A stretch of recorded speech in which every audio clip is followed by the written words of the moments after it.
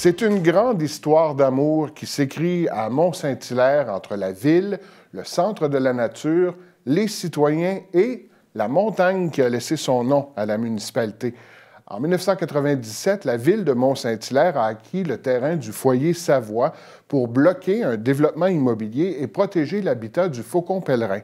C'était le début, pourrait-on dire, d'un grand rêve, faire du piémont du Mont-Saint-Hilaire un important réseau d'air protégé, diversifié, connecté et accessible à tout jamais. Pour parler de ce projet, je reçois Geneviève Poirier-Guis. Elle est responsable de la conservation et de l'engagement des communautés au Centre de la nature de Mont-Saint-Hilaire. Geneviève, merci d'être là. Merci beaucoup. Parlez-moi un peu de ce projet-là de préservation, de conservation et aussi d'accessibilité au piémont du Mont-Saint-Hilaire. C'est un projet extraordinaire qui va sur plus d'une vingtaine d'années. Vous l'avez dit, la ville de Mont-Saint-Hilaire, en 1997, a acquis les terrains du foyer Savoie à des fins de conservation. Il faut dire que cette acquisition-là provenait d'une lutte des citoyens qui avait duré près d'une dizaine d'années pour protéger ce milieu-là, pour protéger une espèce en péril qui était le faucon pèlerin. Mais ensuite, une fois que le terrain avait été protégé, c'était que le début de l'histoire, c'était que le début du rêve. Parce qu'avec la protection de ce terrain-là, est venue toute la restauration du milieu naturel, mais aussi une vision d'avenir de dire qu'on n'ira pas protéger terrain par terrain, mais on peut protéger tout le piémont. Donc, ça menait à l'acquisition de plus de 100 hectares de milieu naturel, 10 millions de pieds carrés, des centaines de terrains de soccer, si vous voulez, oui, et de la protection d'une dizaine d'espèces en péril aussi, du couvert forestier, pour le côté conservation. Mais ensuite, il y a eu tout le volet restauration, aménagement. On a planté plus de 8000 arbres avec des bénévoles. On a aussi changé des infrastructures municipales en leur donnant une valeur écologique. Puis, on a fait participer plus de presque 2000 bénévoles qui ont participé au projet.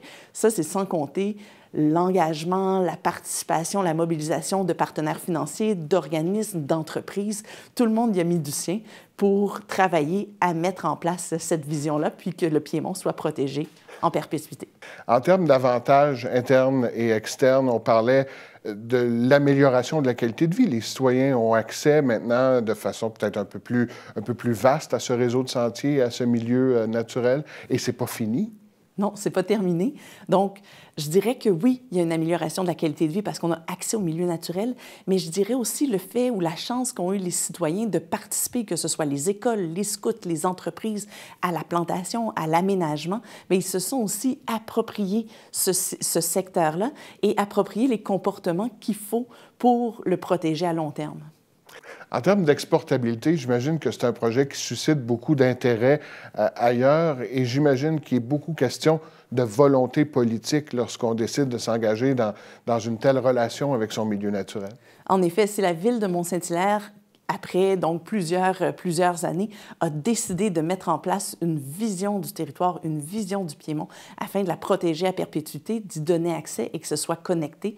C'est un message à transmettre à toutes les municipalités qui peuvent parvenir à faire de telles choses.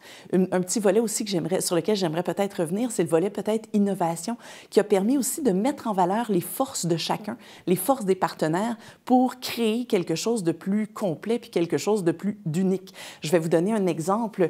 Quand je parlais d'infrastructures vertes tout à l'heure, il y allait avoir un développement immobilier dans un autre secteur. Dans les endroits où les rues allaient être coupées, on allait chercher les arbres avant qu'ils soient coupés pour les retransplanter sur le site. Donc, quand je vous dis qu'on a planté plus de 8000 arbres, ce ne sont pas que des petits arbrisseaux, ce sont aussi des grands arbres qui avaient déjà 10-15 mètres de hauteur. Des arbres matures. Des arbres matures, puis qui rapidement changeaient l'espace, changeaient l'environnement. On avait un secteur où il y avait une ancienne route asphaltée, où on a enlevé toute l'asphalte, on a créé des mares pour permettre la présence d'herpétofaune. Donc, dès l'année suivante, il y avait des grenouilles, il y avait des couleuvres, il y avait donc une biodiversité qui reprenait sa place.